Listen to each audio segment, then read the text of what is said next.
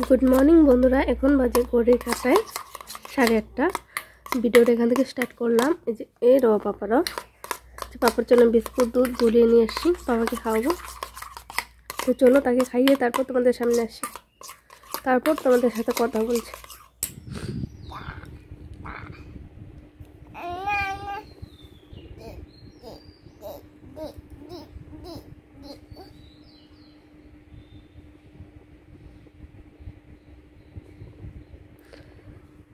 Mana?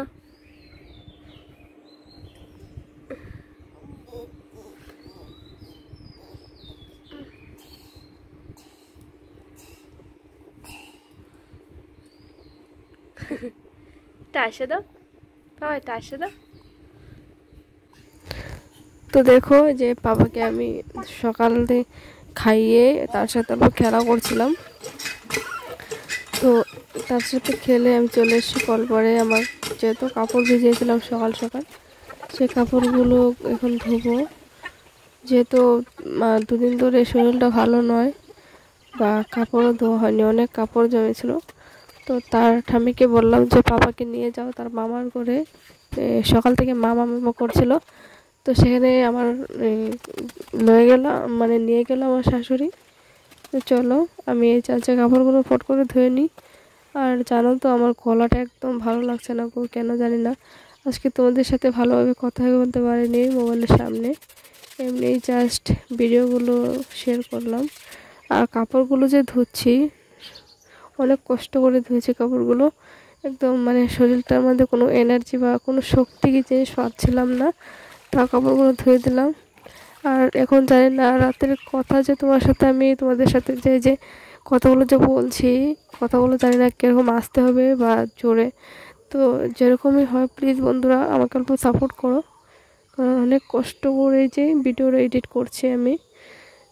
করছি বা video shoot করা এডিট করা ভীষণই কষ্ট। তো এসব কষ্টের কথা আমাদের জন্য বা কী করবো, আর তথাপিও করতে লাগবে। তো দেখো যে কাপড় দেওয়া হয়ে গেছে, আমি কাপড়গুলো এখন মেলে দেবো। আর ঘড়ির কাঁটায় ঠিক বাজে তোমার গিয়ে 9:30। তো আজকে না কাপড়গুলো ফট করে ধুয়ে দিলে, তাড়াতাড়ি করে ধুয়ে দিয়েছি। কারণ কেন তোমার গিয়ে যদি বেশি দেরি হয়ে যায় তাহলে কিন্তু না কাপড় ধুতে না আরও বেশি কষ্ট হয়। তার জন্য আমি কাপড়গুলো ধুয়ে তারপর আর রয়েছে আরও কিছু কিছু কাম রয়েছে। আর আমার শাশুড়িমা আজকে কী করছে, তোমার কি কচুর লতি আছে, যে কচুর লতি বলে, এই যে কচুর গাছের নিচে যে হয় লতির মতো সেটা।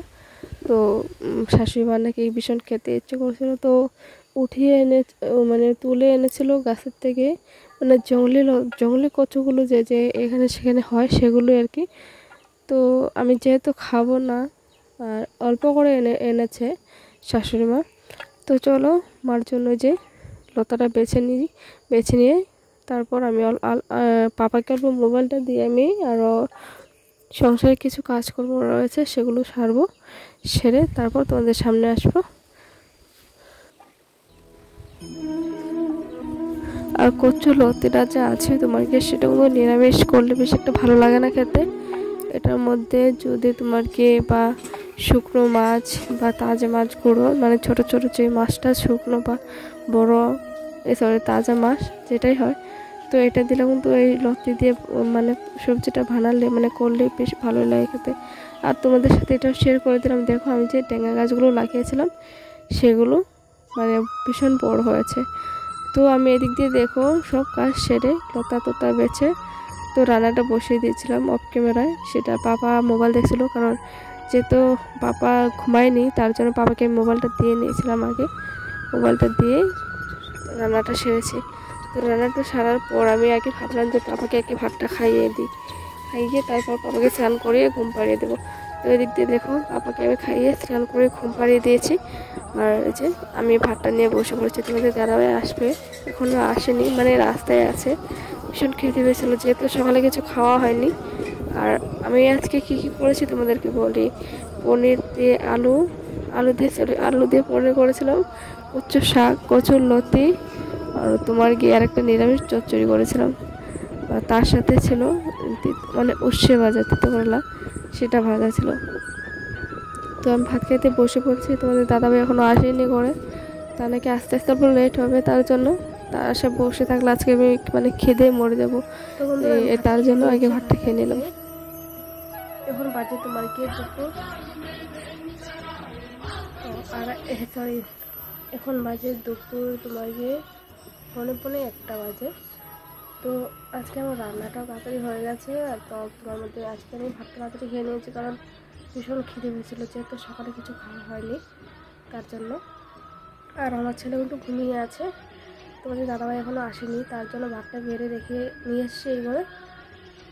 যদি আসে তাহলে তো খাবে, আর যদি না আসে তাহলে ঠান্ডা ভাতগুলো চাউলকে দিয়ে দেবো। আবার যেহেতু সকালে রাতে তো রান্না করতে লাগবেই ভাত, সবজি একবারে বানিয়ে নিয়েছি। সবজিটা বারে বারে মানে করলে না কিরকম জানি একটা শরীরের মধ্যে আলসে আলসে লাগে, তার জন্য সবজিটা আজকে একবারে করে নিয়েছিলাম। তো চলো আমি একটু রেস্ট নিয়ে তারপর তোমাদের সামনে আসি। তারপর যেহেতু অল্প শুয়েছিলাম, শুতেও পারিনি, তোমাদের দাদাভাই চলে এসেছিলো ঘরে। তোমাদের দাদাভাই নিয়ে এসেছিলো নিমকি আর তোমার কি পকোড়ি বলে যেটাকে, আর চাটনি এসেছিলো সেটার সাথে। তো সেটা আমি দুটো মানে 2 পিস খেয়েছি, আর বাকিটুকু রেখে দিয়েছি, যেহেতু ভাত খেয়েছিলাম অল্প আগে, তার জন্য আর কি সেটা খাইনি। তো দেখি সন্ধ্যাবেলা যদি চা করি তাহলে খাবো, না হলে রেখে দেবো। এই পকোড়িটা না গরম গরম খেতে বেশ ভালো লাগে, ঠান্ডা হয়ে গেলে কিন্তু ভালো লাগে না। আর তোমাদেরকে দেখো ওই যে ওয়েদারটা দেখাচ্ছি, কি সুন্দর লাগছে আজকের দিনটা, তাই না? আকাশটা কত সুন্দর লাগছে, তাই না বলো? সবুজ সবুজ তো নয়, চারোকিনে দিয়ে সবুজ, আর মাঝে হচ্ছে তোমার গিয়ে আকাশে, খুব ভালো লাগছে দেখতে। আর এখন বাজে ঘড়ি কাটা তোমার গিয়ে 3:45। তো আমি ভাতটা খেয়েই তোমাদের দাদাভাই যেহেতু ঘরে ছিল তাকে ভাতটা দিয়ে, তো সে এখন পাপাকে নিয়ে অল্প শুয়ে রয়েছে। আমি ভাবলাম যে কাপড়গুলো শুকিয়ে গেছে, যেহেতু সকালেই ধুয়ে দিয়েছিলাম, তার জন্য কাপড়গুলো না উঠিয়ে নিচ্ছি। নাহলে কি হয় জানো তো, মানে রোদটা যদি চলে যায় না, মানে পুরোপুরি রোদটা যদি চলে যায় বা ছেঁয়া ভাবটা আসে, তাহলে কিন্তু না কাপড়ের মধ্যে ভীষণ পিঁপড়া, যে লাল লাল পিঁপড়াগুলো আছে সেগুলো না কাপড়ের মধ্যে এসে ওঠে। তো ভালো করে সেটাই তাও আমি ঝেড়ে ঝেড়ে নিচ্ছি, যেহেতু গরমকাল, সেই কী কী পোকা এসে এসে মানে কাপড়ের মধ্যে লেগে থাকে, তার জন্য। তো চলো আমি কাপড়গুলো উঠিয়ে নিই, কাপড়গুলো উঠিয়ে তারপর অল্প কিছু ভিডিও এডিট করে রেখে দেবো। এডিট মানে কথা তো আমি বলতে পারি না, এমনি তো মানে দিনের বেলা বসতে দিতে পারি না, সেটা রাতে দিই। আর এখন যে ভিডিও এডিট করছি এখন কিন্তু রাত বাজে তোমার গিয়ে 11:30। তো আজকে তোমাদের দাদাভাই আসতেও মানে প্রচুর প্রচুর লেট হয়েছিল দুপুরে, তার জন্য। তো ভেবেছিলাম যে ঘুমাবো, তার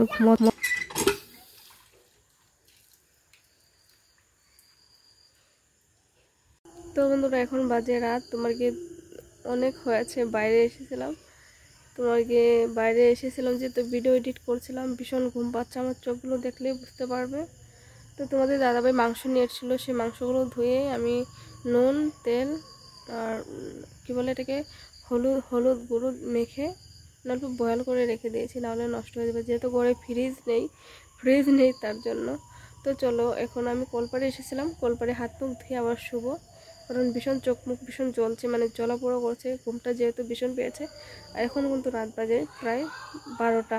তো চলো আমি আজকের ব্লগটা এখানে শেষ করি, সবাই ভালো থাকো সুস্থ থাকো। আর ব্লগের মাধ্যমে প্লিজ কমেন্টে কিছু জানিও যে ভিডিও আমার ব্লগ কীরকম লাগে দেখতে।